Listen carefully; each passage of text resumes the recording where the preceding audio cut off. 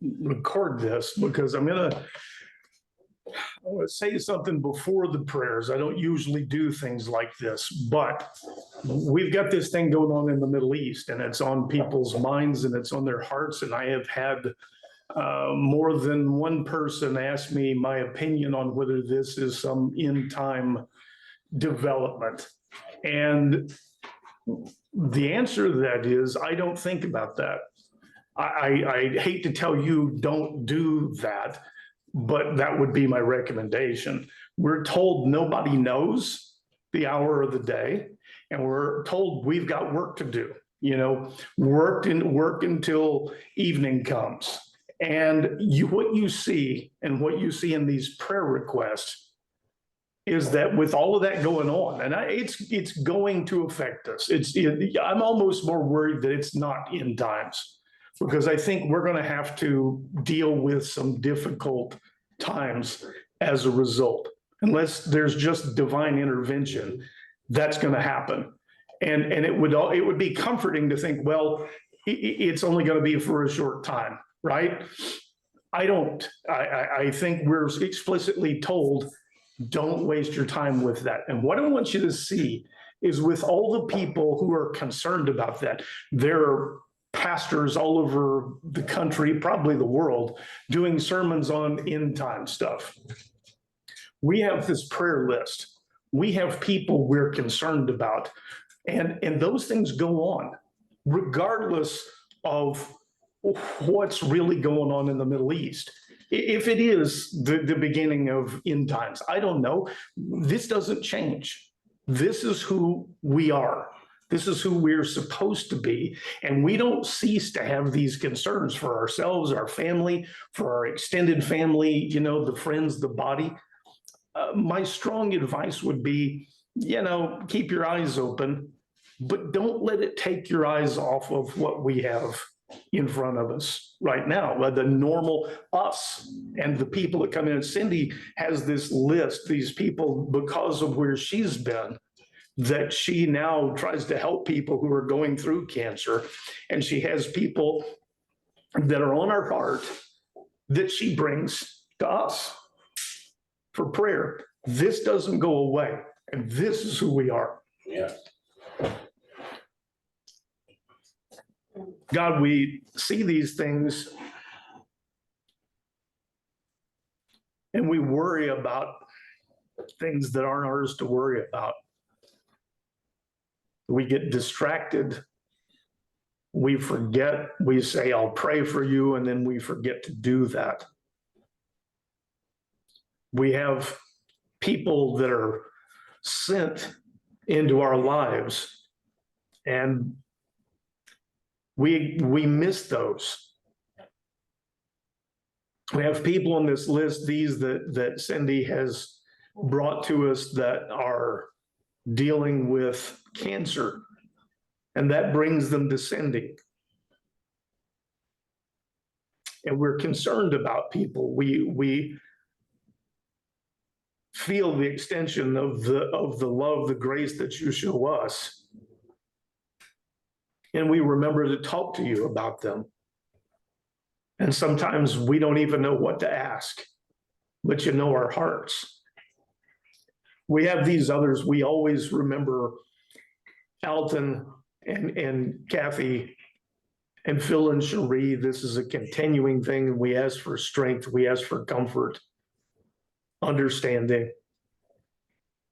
But we have others, the couple that just got married, Terry's daughter and new son-in-law, as they begin this life. We ask a blessing on them, that you find a way to remind them of your presence. And Terry's mother also, who's now having extreme health problems. These are tumultuous times in a family with all of that going on. Be with them, strengthen them for that. Our son Peter, who's on the streets. Sometimes I just pray that you would send someone, maybe it's not our place, but send someone that might reach him and Julie. This is our own family. Julie with the all of the stomach issues that we have. We need help for her. We need some comfort. It affects all of us. Be with all of us that we can understand that the grace you show us is ours to bring to other people. Amen. So Mary, you want to start? Yeah. Sure. Yes. So where we left off, remember I did send you guys the link to the Bible Project if you want to listen to Matthew section 1, part 1 and part 2. And also from that Bible Project, you can get that one pager that's a really good outline on Matthew. As you remember, Matthew is divided up in 5 sections, and we have started section 4, which is chapters 14 through 20. And this is looking at the different expectations of who the Messiah is. And each of these sections ends up with starts with a theme, this one being the different expectations of the Messiah, and then ends up in a teaching. And this one will end up in a teaching from Jesus on the upside down nature of the kingdom. So we finished chapter 15 or 14 last week, and this week we're starting with chapter 15, verse 1. Then some Pharisees and scribes came to Jesus from Jerusalem and asked, "Why do your disciples break the tradition of the elders? They do not wash their hands before they eat." Jesus replied, "And why do you break the command of God for the sake of your tradition? For God said, 'Honor your father and mother,' and anyone who curses his father and mother must be put to death. But you say that if anyone says to his father or mother, 'Whatever you would have received from me is a gift devoted to God,' he need not honor his father and mother with it. Thus you nullify the word of God for the sake of your tradition. You hypocrites, Isaiah prophesies correctly about you. These people honor me with their lips, but their hearts are far from me. They worship me in vain. They teach us doctrine, the precepts of men." There's a whole bunch of stuff loaded into this, just a lot. And some of it, once again, we tend to miss not knowing the whole story. Pharisees and Sadducees, they're the leaders, but they are political parties. I mean, make no mistake, they have long since ceased to be about the worship of Yahweh. They are political parties, and they don't get along with each other at all. The Sadducees, Scott, this one is just the Pharisees and the scribes. The Pharisees and the Sadducees come that's later. true. That's the next one. Well, we'll get to that. But the Pharisees and scribes come. I'm sorry. This is what happens. You do this, you just go over it 5 and 6 times. And but anyway, the Pharisees and scribes come, and they're looking for a way to discredit him, obviously. They say, "What's the deal with your disciples? They don't honor the traditions. They don't wash their hands before meals." But the traditions have become more important than nearly anything. The laws of God and the laws of man. Well, the laws of man have sort of ascended in their hierarchy of what's important. And they said, these very knowledgeable rabbis have established this over centuries, and your people don't do it. What's the problem? And Jesus says, well, let's talk about you for a minute, because you ignore the law of God for the sake of your traditions. Now, honor your father and your mother. That's one of the 10. And there are some other very specific requirements around that. But they are supposed to, if their parents have a need, they're supposed to meet it financially. And what they have done, what the leaders have done, there's also a provision that says anything that has been consecrated to God, nobody can come and demand it from you. So if you're in a lawsuit, you can say, here, I'm going to give it to the temple, and good luck. You can't. I mean, I'm going to put it to a good purpose and not you. And you kind of see what's going on. I mean, you understand if it's been consecrated to God. But what they've done is they've figured out a loophole, because you can consecrate something to God, you can dedicate it to the temple, but it doesn't say when you have to give it. So you can wait until your deathbed. So you can enjoy your stuff your whole life, and nobody can get to any of it. But that also, they say that if the parents come around and say, hey, we have a need, they're literally telling parents, I'm sorry, I would love to do that, but everything I have is consecrated to God, and I can't. And they get to keep using the money and not follow the actual law. And what Jesus says is, you're worried about your traditions about washing hands. You guys are ignoring the law of God for the sake of your traditions. You've elevated them to a place that, and there's not much of an answer for that.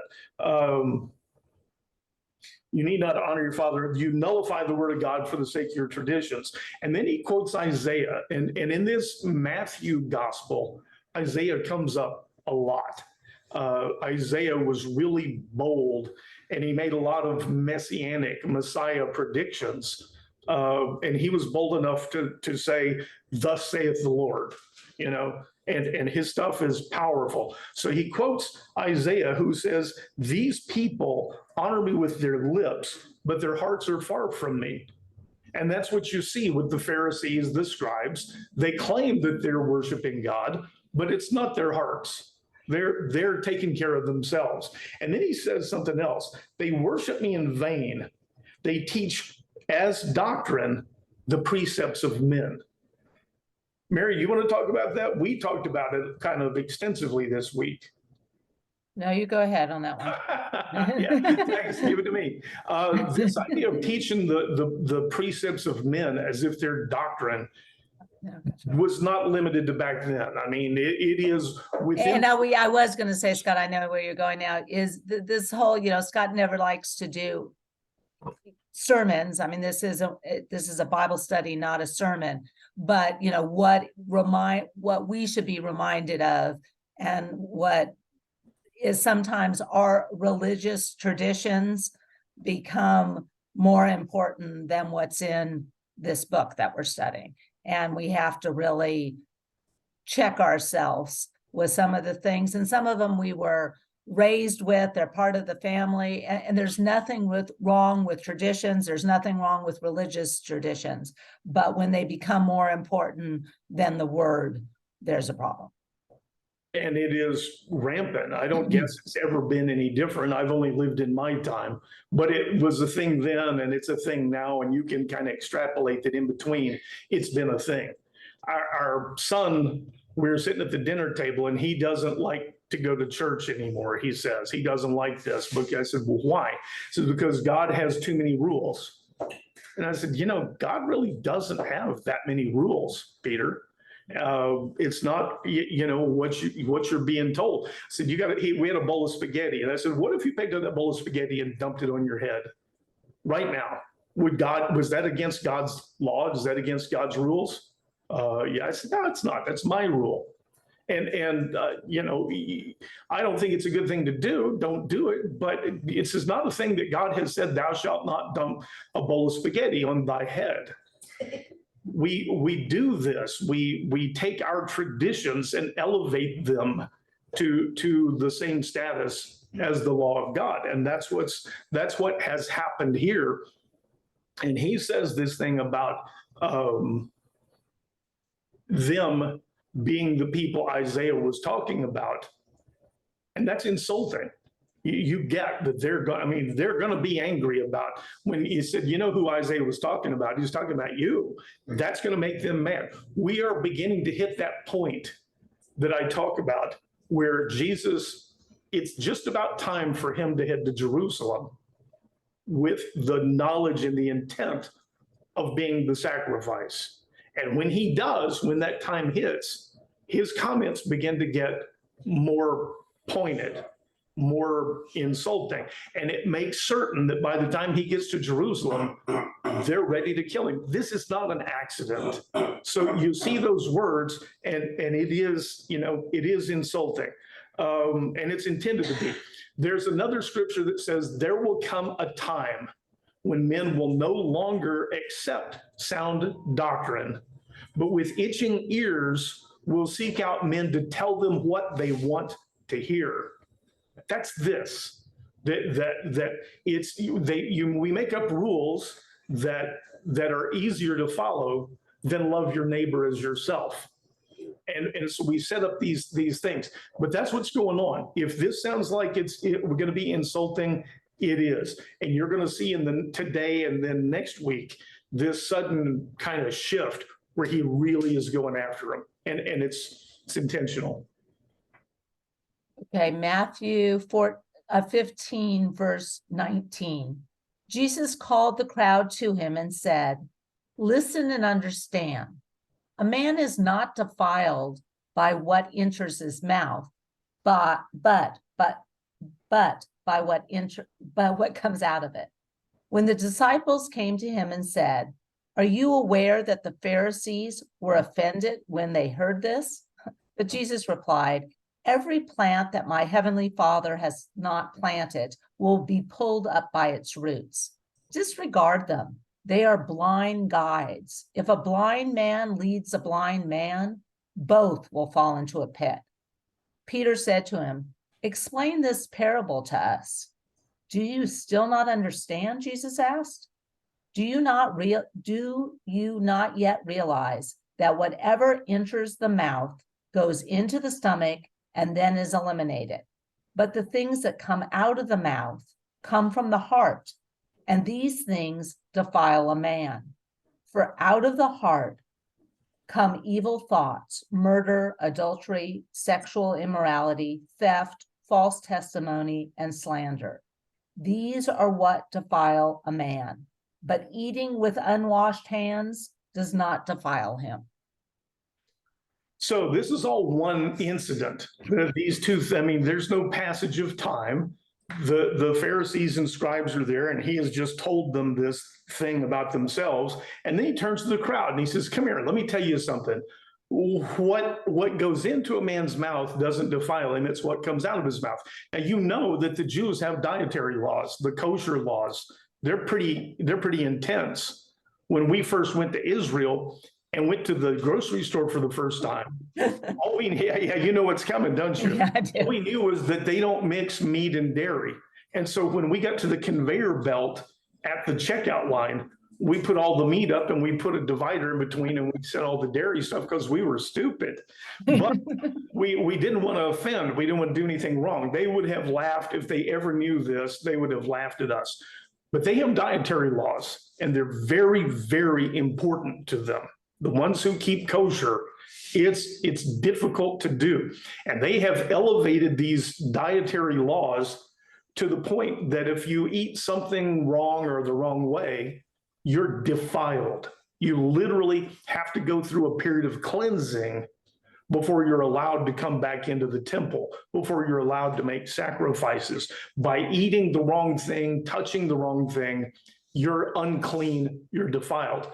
And he turns to the crowd and absolutely just contradicts everything that they teach, the Pharisees, the scribes, and says to them, I know, he didn't actually say this. He says, I know they tell you that what you eat defiles you. He says, I'm telling you, what you eat doesn't defile you. It's what comes out of your mouth that defiles you. And you see what happens is, and you know they're just seething, because the 12, the disciples, however many, come to him and say, do you not understand that you just insulted them? I mean, you just directly attacked them. And it's an interesting response. He, as he often does, he doesn't directly say what he's saying. Why do we teach in parables? Why is this the way rabbis teach a lot of the time? Requires the student to think. And by the time you get this message, it's a part of you. I mean, you've gotten it at your own level. So instead of just coming back and giving a direct answer, every plant that my heavenly Father has not planted will be pulled up by its roots. What's he talking about? He's talking about the Pharisees, the scribes. These people are not plants that have been planted by the Father. And he says, actually he says, disregard them. Their opinion isn't important here. They're blind guides. They're the guides, all right, but they don't know what they're doing. They're misleading you. And it says, if a blind man leads another blind man, they'll both fall into a pit. You follow these people, you're going to fall into a pit. This is a real strong instruction about this. And he says, yeah, I know I insulted them, and I'm telling you, don't worry about it. It's unimportant. I'm telling truth. That's what's important. So Peter says, well, at least explain the parable to us. This thing about what you eat doesn't defile you, and what comes out of your mouth defiles you. What is that? Because he's still thinking in terms of being defiled, of being unable to enter the temple. This is all about their religious structure that they've built up. And so he says, okay, how's this other way that we might get defiled and not be able to go do sacrifice? And he says, do you still not get it? I mean, you've been with me, and this is a rabbi talking to a student, he's dressing him down a little bit. Have you not been listening? What part of this is there to not understand? He says, okay, fine. You don't yet realize that whatever enters the mouth, gets digested and gets eliminated. It's here, it's gone, it's for nutrition, nothing more. It's not a part of who you are. But what comes out of the mouth is what defiles you, because it comes from the heart, right? And we always talk about the heart, and what comes out of the mouth is what, from an abundance of the heart, the mouth speaks, yes? So you notice he says, out of the heart come evil thoughts, murder, adultery. Here's our 10 commandments, right? Thou shalt not kill, thou shalt not commit adultery. This is not an exhaustive list, but you see, he's talking about the things that are the laws of God. And out of the heart, when people, what comes out of the heart is all these things. False testimony, thou shalt not bear false witness. Okay? The heart is responsible for these things. And that's what defiles you. And when you have these things come out of your mouth that indicate what's in your heart, you're defiled. You are, as we try and say, sin is that which separates you from God. And the consequence, the tragedy of sin is the separation from God. And he's saying, if you're defiled, it's not that you don't get to enter the temple. You've separated yourself from God with this in your heart. And so he has done this teaching. I come back to this a lot. He talks to the crowd, but he's teaching back over his shoulder to the 12. He's preparing them for who they're going to be after he's sacrificed himself and been resurrected. They carry the gospel. This is a teaching for them. And it's hard to let go of the law. They've lived with it their whole lives. And to be told it's just not even important. This is a hard thing. It's not easily abandoned. And it takes time. And we're going to see that, through these gospels, that's a big part of what's going on. Mary, anything else? Scott, a couple of questions, and there may be a sideline. Where is the physical location of this discussion? This is on and I was just going to say, because we're moving, and this is interesting geographically, you guys, since there's so much going on in Israel right now, you see maps of Israel, and so it becomes much more real to you. He's on the Sea of Galilee, on the west side of the Sea of Galilee at this point. In this next section, he is going to go across to the southern east side of the Sea of Galilee, which is today's Jordan area, Tyre and Sidon, and that area, the Decapolis, that is Jordan today. But right now, he would be on the west side of the Sea of Galilee. Would that be like around Copernic? No. Capernaum is the northwest. Okay. The west, if Marion, you know, I don't even know exactly, but if it's on the west, Yeah. that's where the capital is. I mean, that's where, all of a sudden I'm drawing a blank on it. We went there, but anyway, the capital, Herod's palace, is on the west side of the Sea of Galilee. So that all? No, Scott, Oh, second,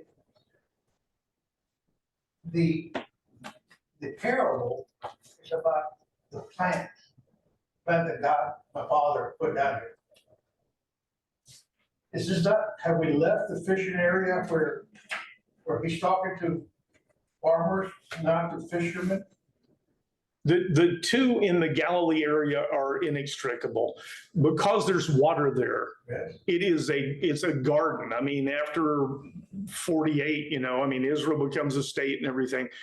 They grow a lot of food in the Galilee. So there are farmers galore. They're also fishermen. This is the Galilee. I mean, they're on the shores, but there are a lot of people. Everybody has some exposure to farming. But the fact is, the parable is not about farming at all. It's just using that because it's something they're familiar with. But remember, it's a direct response to their saying, you know, you insulted them. You insulted the Pharisees with what you said. And his response that you know is a direct issue with that, with the Pharisees. Every plant that the Father has not planted will be pulled up by the roots. That's them. He's telling them these Pharisees are plants that my Father didn't plant. They're here, but they're not doing God's will. One more. In this section and in some of the previous one, Jesus talks to different people, not only his disciples, but to the audience. Listen and learn. Yes, And Isaiah goes back and says, you got ears, but you don't listen. You don't sing. That's what 1,500 years before him, and he's still saying the same thing. But he says that to Peter. Come on, Peter, step up your game here. You're on the wrong track. You're talking about the body, not the soul. You're talking about Jesus the Messiah, the rabbi, not Jesus the Messiah. except for a moment that what I'm telling you is correct, that he is about to reach a point where it's time to head to Jerusalem. He understands that time is limited. And for a teacher, a rabbi, to sort of dress down a student like this says, you're not trying hard enough. You're not listening to me. So yeah, it is. That's exactly what he's doing. But if you also accept the premise that I'm giving you, that he's preparing them, then when they don't get it, he sort of gets on them, because that's, I mean, good teachers sometimes has to do that as well. It is what you see. Yeah, that's what it's intended to be. And then the second or third time that Peter says, hey, explain this parable. I missed it. I don't know what you're telling me. And he does. And he does it here again. He's not always happy about it. There's times in this where he says, how long must I be with you? Knowing that he's not going to be. So I'm not always going to be here for this. You need to start stepping up and thinking for yourself. And this is it is not an uncommon teaching technique for a rabbi. But yeah, it's what you see. He's getting on them. I said only three, but I got a fourth one. Bothering me, how come? I know it's hard to let go of the law. Yes. You're raised with the law, you're told 10,000 times a day, follow the law, but it's the law that's already been watered down that they're hearing. It's not the word of God anymore. It's similar, close, but it ain't number one. And he's saying, hey, don't lose track of this stuff. Read what is the law of God, not the law of men. The laws of God, not the laws of man. Yeah. So by this time, in the Jewish faith, in this particular example, it's here today, there are 1,000 other laws that the Jewish followers are taught, and they're concentrating on that and not on what what the red letter says. They have put into the law things like you're not allowed to sew two different kinds of cloth into the same garment. And that has become, the 10 Commandments become 613 mitzvahot, instructions. The laws of don't sew two kinds of cloth into one garment. And it's in the law. It's not just, hey, we think this is a wise thing. It's in the law. And you say that the law has been watered down. It has. But there's an old story about a guy who goes to a circus and sees an elephant tied with a little thin cord. And he says, what is that about? That elephant could snap that cord and run away anytime he wants to. And the guy says, oh, yeah. But when the elephant was small, it couldn't snap the cord. And now it doesn't even try. Right? That's why it's hard to escape the law, because they start with us when we're young. And they tell us things like our son Peter thinking that if he dumped spaghetti on his head, that would break the laws of God. But we get told things from the time we're young, and it's hard to let go of because they've become who we are. We almost depend on those things for our security's sake. So I would say, yes, it's hard to escape the law, and he's telling them you're going to have to get past this. This is not the laws of God, and I don't think this teaching can be any more clear than him saying these are the laws of man, not the laws of God. That is what's in the heart. Okay, all right, Mary.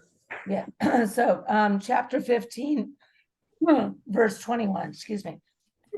Leaving that place, Jesus withdrew to the district of Tyre and Sidon, and a Canaanite woman from that region came to him crying out, Lord, Son of David, have mercy on me.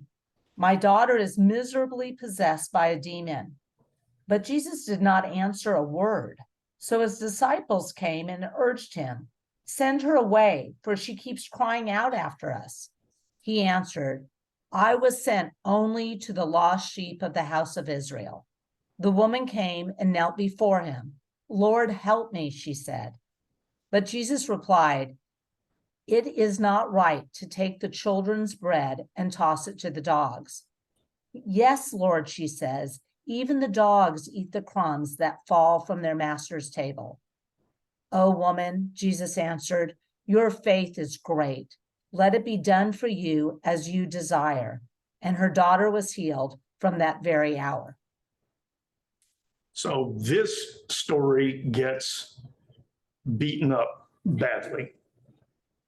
And I can tell you that you have to make some assumptions one way or another. I'm confident that there's some things that it does not mean, because it would be horribly inconsistent. And I'm not willing to believe that all of a sudden Jesus just changes character for a moment. They went to Tyre and Sidon. Okay, Tyre and Sidon are up on the coast of the Mediterranean. So they've gone sort of northwest. They're along the ocean. They are very much Gentile areas. It's a Phoenician area. And it's an odd thing to do. Tyre and Sidon is one of those places that has a history with the nation of Israel that's not pleasant. So they don't like the people of Tyre and Sidon. This is one of those places that when they cross over from that area back into Israel, they wipe the dust off their feet. They say, we don't even want to carry any of that Sidonian dirt with us, if that tells you how they view them. So it's a weird thing for him to go up into this area. And it says that this woman, and that should tell you there's a purpose. Let's look for what the purpose is.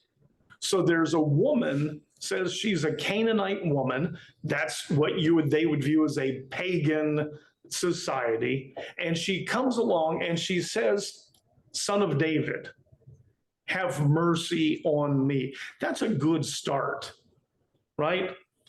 The rich guy that's in the temple that says, God, I'm thankful I'm not like all these other people. And then there's the sinner who says, Lord, have mercy on me, a sinner. He weeps. That's offered to us as an example. This woman acknowledges him as the Son of David. And within this context, that's messianic. She's calling him the son of David, it's well known enough. She's saying, I think you're this Messiah. They know these stories.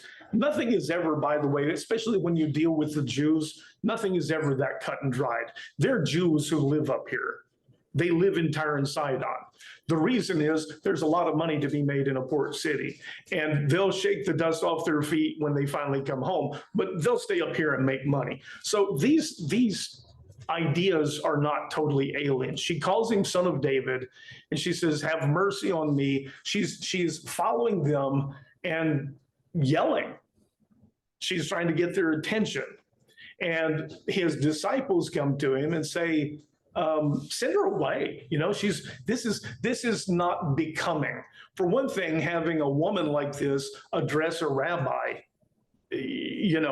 is really not to be done. This whole thing is just not fitting. And she is bothering us, and she's causing a scene. Send her away. Now, they don't take it on themselves. They tell him to send her away. And he says this odd thing that a lot of people, I think, have kind of used poorly. But he says, I'm sent only to the lost sheep of Israel, right? And people say, you see there, he doesn't want anything to do with Gentiles. My position is this whole thing is a teaching for the disciples. This whole thing was there to teach them something. And the question would be, what is it he's teaching? You notice that he says, as if they say, send her away. And he says, yep, I'm sent only for the lost sheep. I think that's sort of ironic, or, he's supposed to be saying the opposite of what he means. But you notice the next thing it says is she knelt down before him. So if he had told them to send her away, she'd be gone. He has over these guys, he'd tell them, and if they in public tell some woman, get out of here, she's not going to wind up kneeling in front of Jesus in the next instant. So I would say be cautious of the idea that he was saying he doesn't have anything to do with Gentiles. And she says, my daughter is, grievously possessed. And she is concerned for her daughter. And what she's saying is, heal me, or heal her. Now, that's an acknowledgement, not only that she believes he could, but that he would, which flies right in the face of the idea, I'm only here for that. I mean, she is saying, I believe you would and will do this.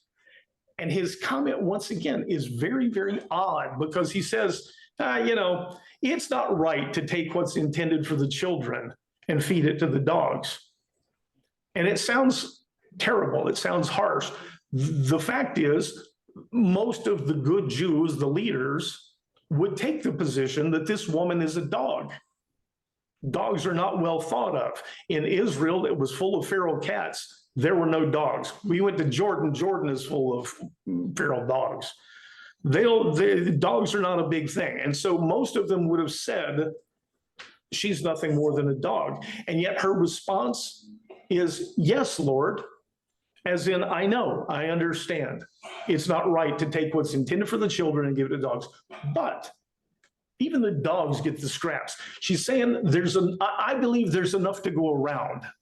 I believe that you, being who you are, can heal the children of Israel and still have enough left over for me. It's a big statement. It strangely is what's in her heart. It is a reflection of how she views him. And what does he say? He says, woman, your faith is great. This is a lot like the Roman, what got mentioned last week, where he says, I haven't seen such faith anyplace else. This is a Canaanite woman in Tyre or Sidon, I don't remember which one they're in. And she has enough faith to say, I know who you are. I know you can do this, and I think you will. And that's an understanding of Messiah that is better than what most of the Jews have. And he doesn't even hesitate. It's a teaching, I believe, for the 12. Once again, He brought them, he let them see this, and they've got to walk away going, wait a minute, this is not like what we get taught in Jerusalem. And I think this would have left a deep mark on them. There are people who will say that Jesus called the woman a dog, and he had to be corrected by a Palestinian woman, they say, even though she's not Palestinian, but okay. The idea that suddenly Jesus doesn't recognize a human being as being a person, doesn't that seem terribly out of character to you? Yes, Jane. Don't you hear Paul in the background? Paul is saying, hey, this is one book, this is one God, whether you're Jew or not, you're, no, he doesn't say whether you are or not, you are, and it's all encompassing. Now, I think the opening of this woman's conversation with the Messiah, with the rabbi that he's not even supposed to address, says, Lord. That's a one word, I believe. And now the teaching, son of David. I have a belief and I have the backup, son of David. That's Jewish. The Jewish people probably wouldn't like that at all. And then third, for the previous examples of the centurion, it's not for me, it's for my daughter. I'm praying for my daughter. If that's not a Christian thought, Well, we have nothing after that. And his response, I think, is proper. The book says, I got sent from my Father for the lost sheep of the tribe of Israel. But it's the faith of the woman that convinces him. This is just not verbiage. This is a woman's heart talking to me. And that's the message for all of this. But note that when he says, I'm sent only for the lost sheep, he says that to his disciples. And that's in response to them saying, send her away. You see what they wanted to do. And for the rest of their lives, for the rest of what they are and what they're to become, part of this message is you don't send them away. And the message that says your faith, your daughter's healed, your faith is responsible. Your faith has made you whole. We see that repeated. It is a consistent message. John Paul, I see you, But to me, this is a continuation of the example he just gave the disciples. It goes from that in front of the Pharisees and the scribes to, I'm going to take this hard Jewish line against this woman. Because even some of the disciples didn't think they should be teaching beyond the Jewish culture. absolutely. They really didn't want anybody else involved, just for the Jews. And so to me, he's addressing them. And when he calls her a dog, he's taking that seriously hard line that the Pharisees take, that the scribes take, that even some of his disciples take, because they say, send her away. We don't care what her problem is.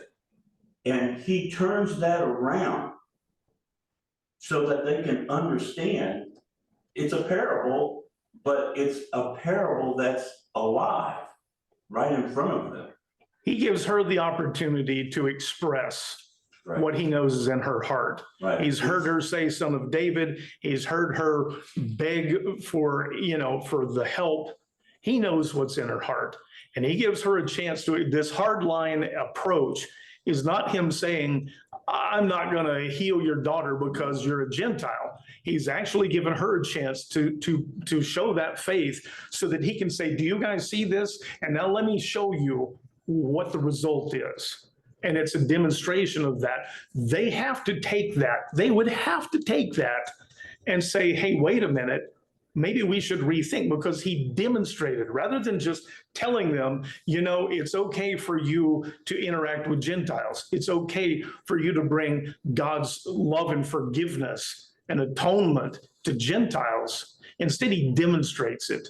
And how more powerfully to do that than to set this thing up and then say, you see the faith, and you see, even though she's a Canaanite woman, I healed her daughter as well. for the 12, this has got to be something that leaves a dent. And it also makes them, reminds them of the centurion. I hope it does. You've reminded me of it. It does, because they're thinking, what? And then go back and it would to me, it's like when we remember something that's kind of like a deja vu. It does say that later on they remembered a lot of these things. We're actually told that. Mary, let's try and get one more section in if we can. Okay. And this section is sort of a long reading. I want to say, so we're going to do the feeding of 4,000 in less than a chapter ago, or a chapter ago. In chapter 14, we did the feeding of 5,000. And I told you at that time, we talked about it, that the feeding of 5,000 is the only miracle that's in all four gospels, that is repeated in all four gospels. This feeding of 4,000, a chapter later, is in both Matthew and Mark. There is a difference to note that the primary location that they were at for the feeding of 5,000 was a Jewish group of people.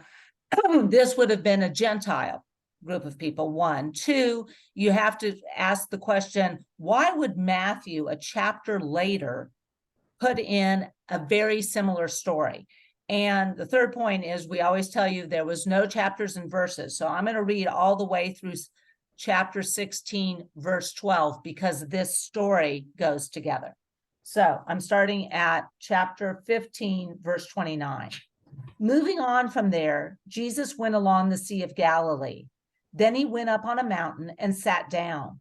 Large crowds came to him, bringing the lame, the blind, the crippled, the mute, and many others, and laid them at his feet, and he healed them. The crowd was amazed when they saw the mute speaking, the crippled restored, the lame walking, and the blind seeing, and they glorified the God of Israel. Then Jesus called his disciples to him and said, I have compassion for this crowd because they've already been with me 3 days and have nothing to eat. I do not want to send them away hungry, or they may faint along the way.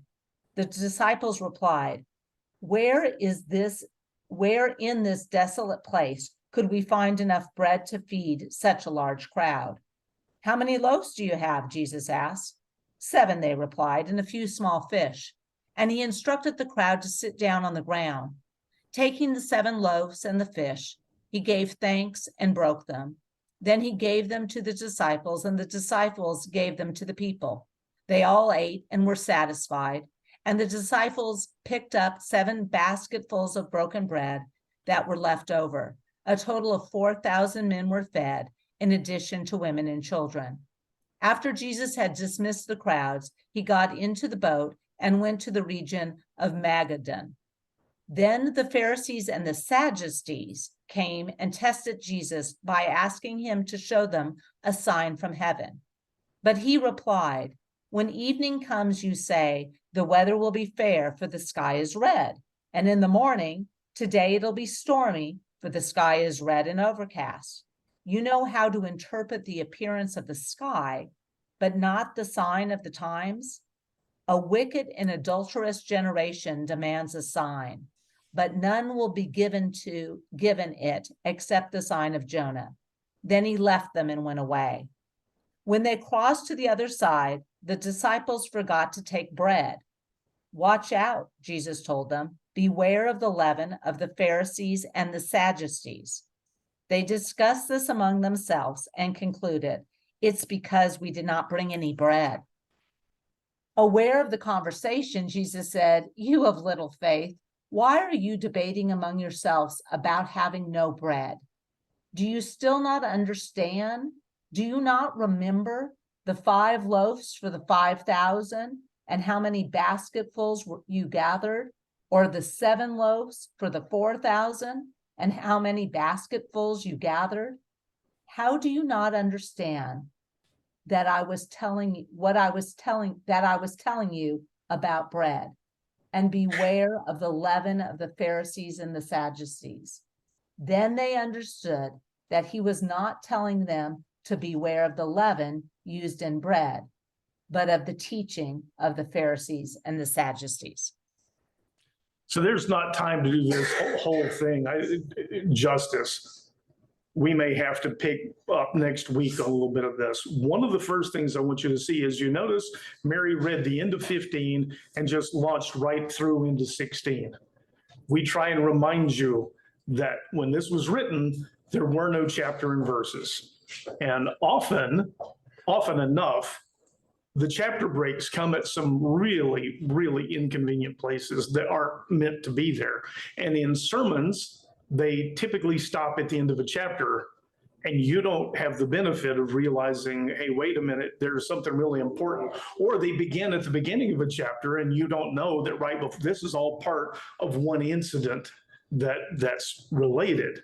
So she read straight through because these are one thing. I want to come back to the 4,000 and the 5,000 because there's one thing that hangs people up in this, and maybe we do this next week. But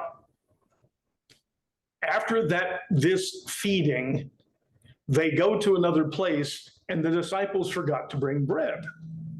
When are they going to learn? But that's the nature of disciples and teaching. And Jesus is talking to people and he says, beware the leaven of the Pharisees. And we've talked about this idea of leaven before. Sometimes it represents sin, but leaven is yeast. And he says the kingdom of heaven, remember, just a couple of chapters ago, is like some yeast. And a woman puts a little bit in the flour, and pretty soon it permeates the whole thing. That's what yeast does, is it replicates and grows until the whole vat of flour will have yeast in it.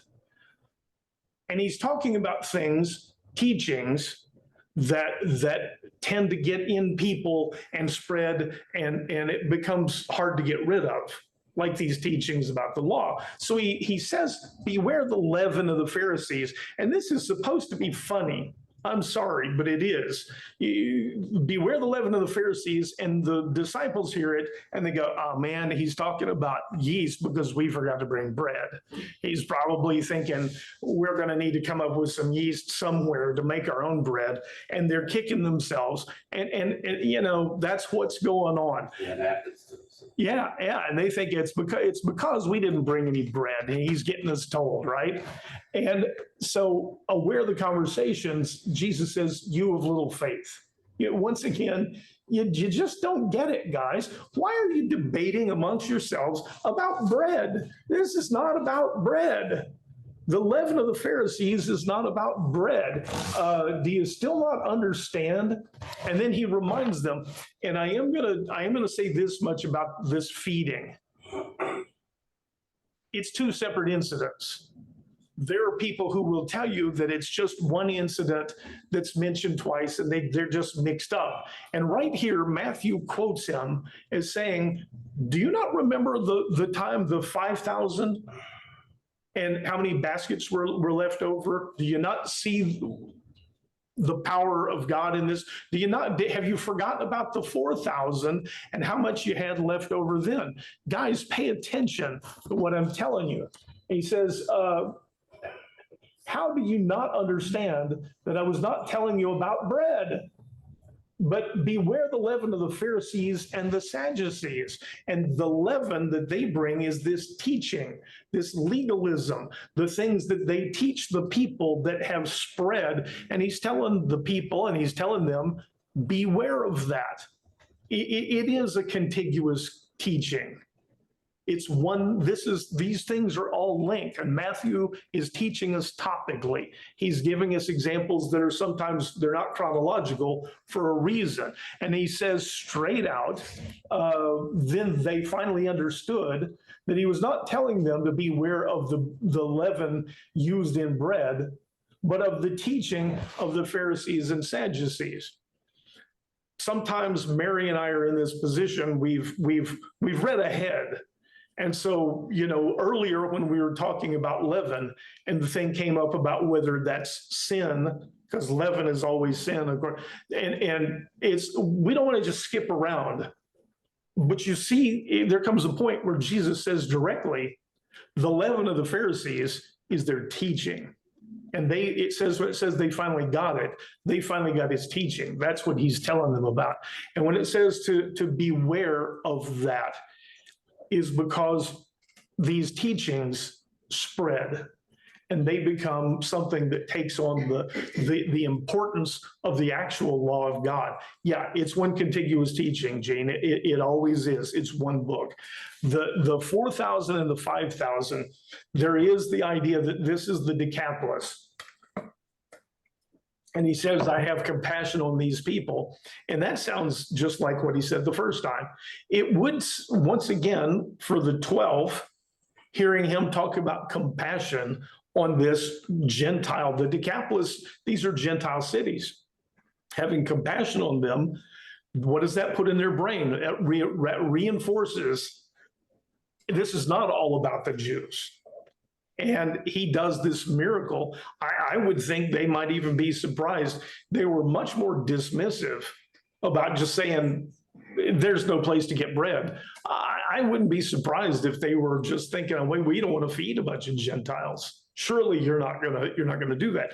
The only, what bothers people about this is, how could you see it once and then not remember it the second time?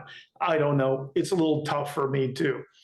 I have to remind myself that I have to learn the same lesson more than once, often. And I can speculate. I did a little bit about Jews and Gentiles. I don't know, but I do know that if anybody tells you, it really only because people are afraid. They are afraid of the question, how could they have seen it once and not believed in it the second time? And they're so afraid of that question that they actually will tell you it's one incident. It's one, and it just gets confused. But then there's Matthew quoting Jesus saying, don't you remember this one incident of 5,000? And don't you remember this other incident just recently? What's wrong with you? So he describes it as two incidents. I'm And going, Scott, it is 10:01, and I don't know if you want to take this up next time. At the beginning of 16, something Scott alluded to at the very beginning, and we were at the wrong section, but then the Pharisees and the Sadducees came and tested Jesus. And something I didn't notice, usually it says Pharisees and scribes, or it says Sadducees. This is the first time it says the Pharisees and the Sadducees came and tested Jesus. Do you want to address that? Or do you yeah, want I to just next blew week? right over it. Thank you. I was so worried about the 4,000 and 5,000. The beginning of 16, this is what I started to tell you earlier, and I'll make it quick. But the Pharisees and the Sadducees came and tested Jesus. Pharisees and Sadducees dislike each other intently. They're Republicans and Democrats. Oh, wow. You can decide which is which, but it is that kind. And the Sadducees literally do not believe in a heaven, in an afterlife. And they only follow the first 5 books in the Old Testament, the Pentateuch. All that other stuff, that's nonsense. And a lot of that, mystical religious stuff, they're very practical people. Believe it or not, the Pharisees are sort of the party of the people. They're populist, even though you think they're not. That's how they're seen. So when it says the Pharisees and Sadducees came together, this is a big deal. And what it says is they're more threatened by him than they are their fight with each other. They can get together on this. And it says they came to test him. And so they tell him, well, if you're such a big deal, if you're, people are beginning to mumble that this is the Messiah. This is not the first person that people thought was the Messiah, and it won't be the last. False messiahs are bad for business, literally business, because the Romans don't like things that upset Pax Romana, the peace of Rome. So they're going to come out and Yeah, Wayne. what? No, yeah, sorry. They're going to come out and put this to rest. But I'm going to pose a question to you because I posed it to Mary as we were doing this week. They tell him, if you're such a big deal, show us a sign, give us a miracle, impress us, right? What would have happened if Jesus had done that? What if he would have called down fire from heaven? What if he would have done some big thing right there in front of them? How would they have reacted? Witchcraft. Witchcraft is one. They've already done that. But remember, That's blasphemy, uh, blasphemy. or if he had done something really impressive and done it, they would have started an army. There's a chance they say, hey, you know what? This is the real deal. He's the guy. This is the Messiah. And what do they think about the Messiah? Gene, you're scowling at me. But you're going to see signs of this elsewhere, that some of his people, I think that was Judas's problem, but they're expecting, and Mary has told you, this section is about how people saw the Messiah. If these guys come out to test him and he passes the test, what does that mean? Well, it means he's the guy. He's the Messiah. And The wrong kind of Messiah, the kind of Messiah that Jesus wasn't supposed to be. They would have started putting an army, raising an army behind him to defeat the Romans. Right. Jesus is very meticulous. And believe me, I didn't get that answer the first time. I got the wrong answer about 5 times with Scott until he was about ready to bring his hands. Jesus is always very meticulous about not raising an army, about not letting this thing snowball until people are following the Messiah that they want, that they're going to invent one that's the kind that they want. And later on, when he's on trial, he says, if I was trying to start an uprising, my people would have attacked you. I wouldn't be here right now. He does everything constantly to make sure that it doesn't get turned into that by other people. That would also be the leaven of the Pharisees. That would be a thing that would permeate. People would get, so when he tells them, I'm not doing a miracle for you. How hard is that from the standpoint of ego, when it would be real easy? Because he's been doing miracles. You know, you've already seen enough signs. But when this delegation comes out and he declares himself that way, there's a good chance that they go, oh, okay, all right, time to start putting together swords and setting up the revolution. It's an important point, and we'll try and pick it up. Thanks, Mary. God, we seek diligently to find those messages that you have for us. We seek to be worthy of the grace and the teaching that you've poured out on us. And again, I always ask for the heart to be open, to put aside the things we've loaded into our hearts and leave room for the incredible message that you give through these scriptures so marvelously, so consistently, that we sometimes reject because we have our own vision of how things ought to be. Open our hearts. I'd ask that you would work on us.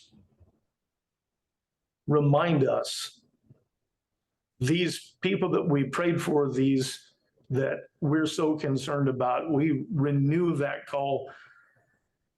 Be with them. Let them feel your hand in the middle of these struggles. And be with us. Remind us that you constantly tell us, fear not, that when we see these things happening on the news, we don't have to be afraid. Amen. Thank you, Mary, guys. I'm going to be telling you goodbye here in a minute. I know, this is sort of strange. But everybody have a good week, and Scott and I'll be in the same place next week. We'll be looking in the stands for you, Julie and Bob. Yes, we'll be looking for you in the stands. Yep. Row 61, about on the 45-yard line behind the Packers. We'll be wearing green. You'll be wearing green. Good luck. Safe Bye, travels, everybody. Mary. Mary, I'll see you guys in a little while. Yeah, I'll call you when I'm on the road, tell you my ETA. Okay. Okay, thanks. Bye, everybody. Fine. Bye. Bye. Well, your second one's-